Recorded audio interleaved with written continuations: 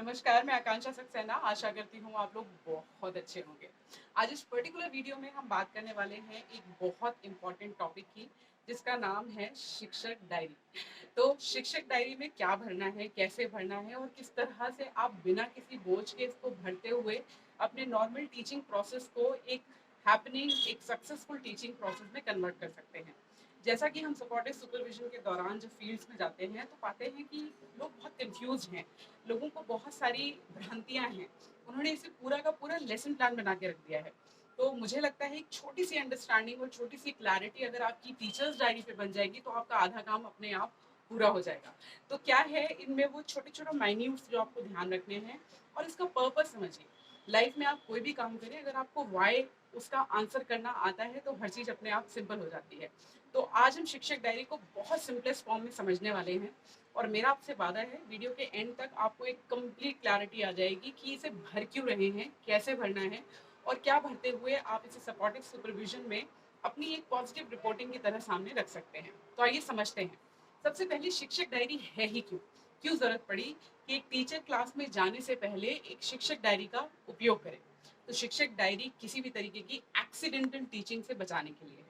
जिस परिवेश में मैं और आप काम करते हैं वहाँ चीज़ें बहुत ज़्यादा प्लानिंग से इम्प्लीमेंट नहीं की जा सकती, क्योंकि हमारे विद्यालयों में आने वाले बच्चे अलग अलग बैकग्राउंड से आते हैं, और कई बार throughout the year admission होते रहते हैं, तो बच्चों का लर्निंग लेवल भी एक सा नहीं होता।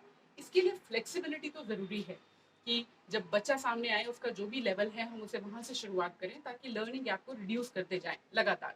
लेकिन अगर हम पूरी तरह से अनप्लान्ड होंगे तो ये केवल एक एक्सीडेंटल टीचिंग होगी, और एक्सीडेंटल टीचिंग के परिणाम अच्छे नहीं होते हैं। तो एक टीचर जब क्लास में घुसे उससे पहले उसको पता होना चाहिए कि आज वो क्या करने वाला है। उस करने में थोड़ी बहुत फ्लेक्सिबिलिटी हमेशा अलाउड होनी चाहिए, और आपको इतना फ्लेक्सिबल होना भी चाहिए। लेकिन आप प्लान ही नहीं होंगे तो आपको क्लास में जाने से पहले और जाने के बाद और निकलने तक यही नहीं समझ में आएगा कि आज आपने क्या किया। तो शिक्षक डायरी क्यों है, इसका आंसर केवल और केवल इतना है कि आपको अपनी टीचिंग को करना है प्लानिंग के अनुसार।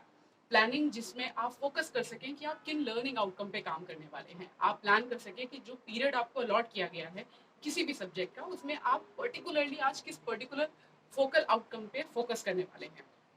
तो ये शिक्षक डायरी अपने आप में इतना सरलतम रूप है, लेकिन बहुत सारे यूट्यूब वीडियोस और बहुत सारे अननेसेसरी डिस्कशंस के चलते इसको भरने के तरीके इतने गलत होते जा रहे हैं कि कुछ छोटी चीज़ें जो बहुत आसानी से खुद को डिपिक्ट करती हैं आप उनमें भी कंफ्यूज हैं।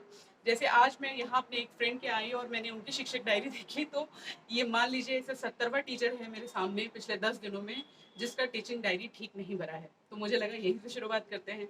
तो आइए समझते हैं आपको करना क्या है। बहुत बेसिक टेनेट्स पे बात करेंगे, and I am very sure एक बार आप इसे पूरा सुनेंगे समझेंगे तो टीचिंग डायरी आपके लिए बहुत बड़ा काम नहीं रह जाएगा। तो पहले टाइम एंड मोशन में आप देखिए, आपका जो स्कूल आवर्स है वो 8 से 2 हैं बच्चों के लिए। 2 से ढाई आपको स्कूल में रुकना है और खुद को प्रिपेयर करना है और स्कूल को प्रिपेयर करना है अगले दिन के लिए। तो जब बात आपकी प्रिपरेशन की होती है तो वो बात होती है आपकी टीचिंग डायरी जो है उसको फिल करने की, क्योंकि नेक्स्ट डे आप क्या करने वाले हैं उसका पूरा लेखा जोखा इसमें आएगा। तो आज जब हम ये मैं पर्टिकुलर वीडियो को 11 सितंबर को बना रही हूँ, और जो 3 सितंबर का एक विभागीय आदेश है वो कहता है कि जब तक कि कोई दूसरा विभागीय आदेश नहीं आएगा, पूरी तरीके से activity based method of teaching को यूज करते हुए हर क्लास में बच्चों के लर्निंग गैप को बिना किसी ओरल और रिटन असेसमेंट करे हुए बच्चों के लर्निंग गैप को एक्टिविटीज के थ्रू आंकना है। फिर उनको समृद्ध ध्यानाकर्षण और आधारशिला संदर्शिका में दिए हुए जो मेथड्स हैं, जो प्रभावी टीचिंग टेक्निक्स हैं, और जो 102 प्रिंट रिच एनवायरनमेंट दिया गया हुआ है, सहज की किताबें दी हुई हैं, उनका यूज करते हुए लर्निंग गैप को फिल करना है। तो आप सोचेंगे टीचर डायरी को आप कैसे यूज करने वाले हैं। तो टीचर्स डायरी में शुरुआत में आप अपनी इंफॉर्मेशन देते हैं, और उसके बाद इसमें है 13 लीफलेट्स जो आपके पूरे ईयरली प्लानिंग की बात करते हैं। हर एक लीफलेट में 4 कॉलम है, तो हर एक महीने में होते हैं 4 सप्ताह। तो हर सप्ताह आप कौन से सब्जेक्ट कौन से क्लास में क्या पढ़ाने वाले हैं ये आपको सप्ताह के शुरुआत में, महीने की शुरुआत में आपको प्लान करना है। और इस पर आपको अपनी प्लानिंग करते हुए अपने हेड ऑफ द इंस्टीट्यूशन, जो आपके प्राइमरी और अपर प्राइमरी स्कूल के जो हेड हैं, उनके सिग्नेचर लेने हैं इम्प्लीमेंट करने से पहले, क्योंकि ये इन अकॉर्डेंस जाना चाहिए जो आपका टाइम टेबल स्कूल में फॉलो हो रहा है। I hope I am very clear on this. अब शॉर्ट में फटाफट आगे बात करते हैं कि आपको शिक्षक डायरी में भरना क्या है। तो आप शिक्षक डायरी जैसे ही ओपन करेंगे तो आप देखेंगे इसमें पूरे वीकली प्लानिंग के लिए कॉलम्स दिए हुए हैं। तो एक वीक में होते हैं 6 दिन वर्किंग डेज, तो 6 कॉलम आपको दिए हुए हैं। अब पहली बात, अगर आप उन 6 दिन में से किसी भी दिन एब्सेंट है तो आप वहां मार्क कर दीजिए कि उस दिन आप लीव पर हैं, राइट। बाकी हर दिन की प्लानिंग आपको इसमें मेंशन करनी है। तो आप इसमें लिखेंगे कब? आप इसमें लिखेंगे अगले दिन जो भी आप इम्प्लीमेंट करने वाले हैं वो आज लिखा जाना चाहिए। डायरी मतलब प्लानिंग, और प्लानिंग हमेशा एडवांस में होती है ताकि आपके आगे का काम अच्छे से इम्प्लीमेंट किया जा सके। अगर आप पूरा काम करने के बाद डायरी लिख रहे हैं तो ये टीचिंग में नहीं अप्लाई हो सकती। डायरी को अगर सिंपली टर्म्स में देखें तो एक रेगुलर लॉगिंग होती है डेली एक्सपीरियंस और इवेंट की। लेकिन जब टीचिंग में आप डायरी को इम्प्लीमेंट करते हैं तो ये प्लानिंग पर जाता है। और अगर आप रेगुलर लाइफ में डायरी राइटिंग को फॉलो करते हैं तो पूरे दिन आपने क्या किया, आपने रात में सोने से पहले एक डायरी में लिखा और that is how you ended your day. But when you talk in teaching field तो आपकी डायरी हमेशा प्री प्लान होनी चाहिए, हमेशा पहले लिखी होनी चाहिए, क्योंकि ये प्लानिंग के बारे में बात करती है कि आपको किस तरह से अगले दिन का पूरा शेड्यूल करना है। तो आप इसमें अपने सब्जेक्ट के अकॉर्डिंग और जो भी टाइम पीरियड आपको दिया गया है, कालांश आपको दिए गए हैं, उसमें आप कौन सी एक्टिविटी कराने वाले हैं, किस पर्टिकुलर लर्निंग आउटकम पे काम करने वाले हैं, तो उसको बहुत शॉर्ट में लिखा जाता है। तो आपको बहुत ज़्यादा स्पेस की ज़रूरत नहीं होगी। कई बार लोग क्वेश्चन पूछते हैं, मैडम स्पेस बड़ा छोटा सा है। तो मुझे लगता है कि यहाँ पर शायद आपको हम छोटी सी बात को 6 सेंटेंसेस कह के बड़े फॉर्म में कह सकते हैं, लेकिन कला यही है कि 6 सेंटेंसेस को कैसे एक सेंटेंस में कन्वर्ट करें। तो फॉर एग्जाम्पल मुझे बच्चों को पढ़ाना है वावल साउंड और कॉन्सोनेंट साउंड्स, राइट। तो मैं यहाँ लिख दूँ कि बॉडी अल्फाबेट एक्टिविटी के द्वारा अल्फाबेट आपके वावल साउंड और कॉन्सोनेंट साउंड का कॉन्सेप्ट दिया जाएगा। तो प्लानिंग हमेशा एडवांस में होती है। आप इसे जब भी लिखेंगे ये फ्यूचर टेंस में होगी। I hope I am very clear on this. तो ये आपने एक पर्टिकुलर सब्जेक्ट का एक पर्टिकुलर कालांश में आप जो करने वाले हैं वो आपने लिखा। गतिविधि का नाम भी आ गया, क्या पढ़ाने वाले हैं और किस लर्निंग आउटकम पे काम करेंगे, ये तीनों चीज़ें एक सेंटेंसेस में मैंने आपको बता दिया। अब यहीं पर आपने जो भी पूरे दिन में कराने वाले हैं उसके साथ जो आप होमवर्क देंगे वो भी प्लान होना चाहिए, वो भी आप इसी में लिखेंगे। अब जो सबसे बड़ी गलती पिछले 10 दिनों में मैंने जो विजिट किए हैं स्कूल्स में और करीबन 70 टीचर्स से मैं मिल चुकी हूँ और सबकी एक कॉमन मिस्टेक है, वो आती है क्रियान्वयन के पश्चात शिक्षक का स्व आकलन। यहाँ पर आप देखेंगे, आप खुद भी अपनी डायरी उठा के देखिएगा तो आप पाएंगे आपने लिखा है कि बच्चे ये कर पाते हैं, बच्चे ये करना सीख जाएंगे, बच्चों ने व्हाट्सएप पे रिस्पॉन्स दे दिया। ये बच्चों का आकलन है, ये आपका आकलन नहीं है। यहाँ पर स्व आकलन का मतलब ये है आपने अपनी जो प्लानिंग की थी क्या वो इम्प्लीमेंट हो पाई, क्या उसमें कुछ कमी रह गई, या आपने जितना एक्सपेक्ट किया था उससे ज्यादा वो सक्सेसफुल रही। तो मान लीजिए मैंने जो बॉडी अल्फाबेट एक्टिविटी कराई उसे और रोचक बनाने के लिए मुझे बच्चों की संख्या कम करने की जरूरत है। मतलब जो ग्रुप मैंने लिया, हो सकता है उसमें मैंने 50 बच्चे लिए थे, अगर मैं उसमें 30 लूंगी तो मेरी एक्टिविटी अच्छे से हो सकती है। तो ये मेरा स्व आकलन है। तो स्व आकलन में आपको अपनी प्लानिंग के बारे में लिखना है जो आप इम्प्लीमेंट कर चुके हैं। तो 2 से ढाई बजे का जो वक्त है, तो जैसे ही 2 बजे बच्चे स्कूल से निकले आपको अपनी डायरी उठानी है। आपने आज जो प्लान इम्प्लीमेंट कर दिया था, खत्म हो गया है, अब आप उसका स्व आकलन करेंगे। तो आप लिखेंगे कि आज की आपकी प्लानिंग कैसी रही। मेरी प्लानिंग सफल रही, मेरी प्लानिंग विफल हो गई, मेरी प्लानिंग में फ्लेक्सिबिलिटी की आवश्यकता है, मेरे द्वारा प्रिपेयर किए गई गतिविधि बहुत रोचक रही, बच्चों ने उत्साह दिखाया, ऐसी ही गतिविधियों को मुझे आगे भी कराने की आवश्यकता है। ये होगा आपका स्व आकलन। और साथ ही साथ अगले दिन आप जो कराएंगे वो आपके दूसरे पन्ने पर उसके नेक्स्ट कॉलम पे आ जाएगा। तो कुल मिला के अगर 2:30 बजे कोई अधिकारी या कोई भी व्यक्ति आपके यहाँ आपके स्कूल में पहुंच जाता है, जब स्कूल बंद होने वाला है ऑलमोस्ट, और वो आपसे आपकी शिक्षक डायरी मांग लेते हैं, तो उस दिन तक का स्व आकलन और अगले दिन की प्लानिंग आपकी कॉपी में, आपकी शिक्षक डायरी में होनी चाहिए। और यही सेम केस अगर मान लीजिए दूसरे दिन सुबह 8 बजे कोई आपके आ जाता है, तो आपकी डायरी में पिछले दिन तक का स्व आकलन और वर्तमान दिन का प्लानिंग होनी चाहिए। I hope I am very clear on this. तो 2 से ढाई बजे का वक्त केवल इसीलिए रखा गया है।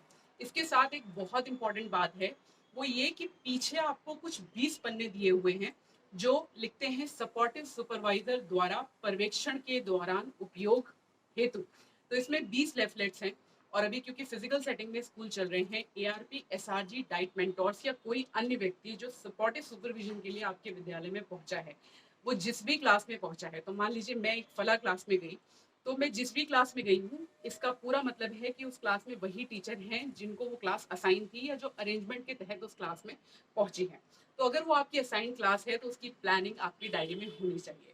तो जब हम आपकी डायरी ओपन करेंगे और अगर आपकी डायरी में लिखा हुआ जो पर्टिकुलर एक्टिविटी प्लान आपके जो आप इम्प्लीमेंट कर रहे हैं उससे मैच करता है, मतलब पूरी तरीके से आप अपनी डायरी को फॉलो कर रहे हैं। इसके बाद जो एक मेन चीज़ है, मुझे लगता है आपका ध्यान इस तरफ बिल्कुल नहीं गया होगा, वहाँ पर जाना बहुत ज़रूरी है, क्योंकि ये बहुत बड़ा मैसेज देते हैं 20 लेफ्ट। वो ये कहते हैं कि पीछे अगर आपकी क्लास में जो भी जाके बैठेगा, आप हेड ना हो, आप शिक्षा मित्र हो, आप असिस्टेंट टीचर हो, तो मान लीजिए आपकी क्लास में गए और इसमें क्रियाशील पुस्तकालय, खेलकूद की गतिविधियाँ, यूनिट असेसमेंट, पीटीएम, एसएमसी, पूर्व नियोजित शैक्षिक कार्य योजना, इन सब के बारे में क्वेश्चन है। टोटल 8 कॉलम्स हैं जिस पर आपसे पूछा जाएगा, आपके द्वारा किए गए कार्य देखे जाएंगे या विद्यालय संचालन में इनको किस तरह से जगह मिल रही है, इन पर इस पे टिप्पणी लिखी जाएगी। मतलब फॉर एग्जाम्पल, अगर मैं पर्टिकुलर स्कूल में एक टीचर का ये निरीक्षण कर रहे हैं, एक ये सपोर्टिव सुपरविजन कर रहे हैं,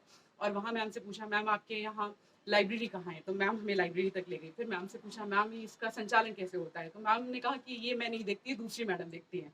तो इस डायरी पे ऐसे ही लिख दिया जाएगा कि पुस्तकालय है, लेकिन इससे संबंधित जो संचालन है इसकी जानकारी पूरी नहीं है, राइट, क्योंकि आपने कहा उनके पास है। तो कुल मिला के जो मुझे समझ में आता है और जो बहुत अच्छा कॉन्सेप्ट है वो ये कि इस लीफलेट में जो 8 पॉइंट्स दिए गए हैं, ये स्कूल को एक टीम की तरह उभारना चाहते हैं।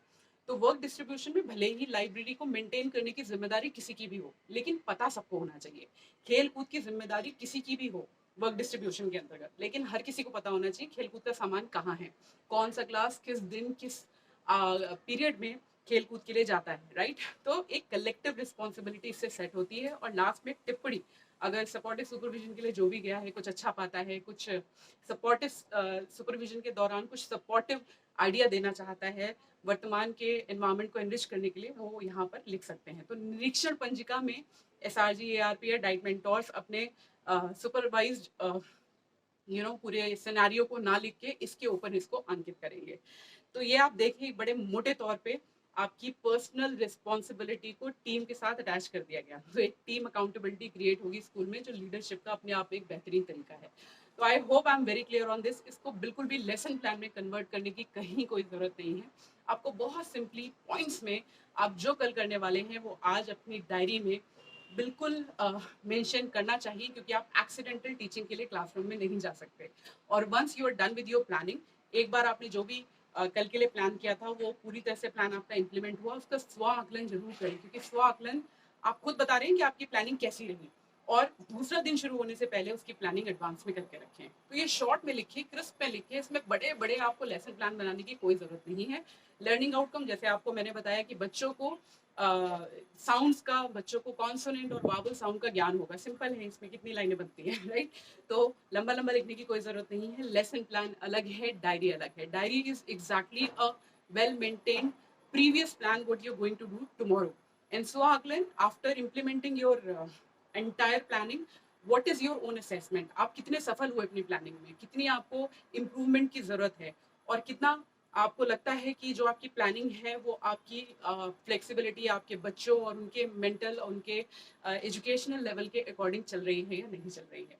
तो यहाँ बच्चों को इंक्लूड मत करिए, स्व मतलब आप सेल्फ असेसमेंट को फोकस करें। आई hope this is very clear. तो अगर ये वीडियो आपकी डायरी भरने में आपकी समझ को इम्प्रूव करता है तो प्लीज़ इसे अपने साथियों तक भेजिए। मेरा आप सभी से आग्रह है कि ये बहुत इंपॉर्टेंट चीज़ है। हम ये कह सकते हैं कि फला व्यक्ति ने हमें इन्फॉर्मेशन नहीं दी तो मुझे नहीं पता, लेकिन ये आपका लिखा हुआ डॉक्यूमेंट है, आप अपने लिखे को गलत नहीं कर सकते। अगर आप सवाल आकलन में बच्चों की प्रोग्रेस को लिख रहे हैं तो इसका मतलब आपकी अंडरस्टैंडिंग इस पर प्रॉपर नहीं है। तो जब हम इसकी अंडरस्टैंडिंग ही नहीं कर पा रहे हैं तो इसको इम्प्लीमेंट कैसे करेंगे। और अगर आप पूरा दिन बिताने के बाद इसमें अपनी प्लानिंग लिख रहे हैं, वो अपने आप में बिल्कुल एक बड़ा मिस्ड अप है। तो planning should always be done in before, it should be pre planned. और ये आपकी अपनी पर्सनल प्लानिंग है कि आप कल क्या करने वाले हैं, जो कालांश आपको दिए गए हैं, जो सब्जेक्ट आपको दिए गए हैं और जो क्लासेस आपको दिए गए हैं उसके अकॉर्डिंग। आशा करती हूँ वीडियो आपको मदद करेगा। हर टीचर तक इस वीडियो को जरूर पहुंचाएं ताकि ये बहुत सिंपल और सरल चीज़ डिफिकल्ट ना हो, प्रेशर की तरह ना आए। क्योंकि मेरे और आपका अगर कोई रिटन रिकॉर्ड है अब मेरे और आपके काम का, तो वही शिक्षक डायरी है। और सच मानिए, अगर ये तरीके से हम लोगों ने भरना शुरू कर दिया तो हमें किसी के आगे अपने काम को शो करने की ज़रूरत ही नहीं है। हमारी टीचर डायरी हमारा पूरा असेसमेंट अपने आप दे देगी by the end of the year, which is we call ACR। I hope this will help you all. तो घरों में रहें, स्वस्थ रहें, सुरक्षित रहें और सबके साथ इसको शेयर करना ना भूलें। डिस्क्रिप्शन बॉक्स में मेरे टेलीग्राम चैनल का लिंक है, आप उसे ज्वाइन कर सकते हैं। वहाँ अगर आपका इससे रिलेटेड या मिशन प्रेरणा से रिलेटेड कोई भी क्वेश्चन है, free feel to ask, I will answer you then and there, right. Take care, घरों में रहें, स्वस्थ रहें, सुरक्षित रहें। नमस्कार।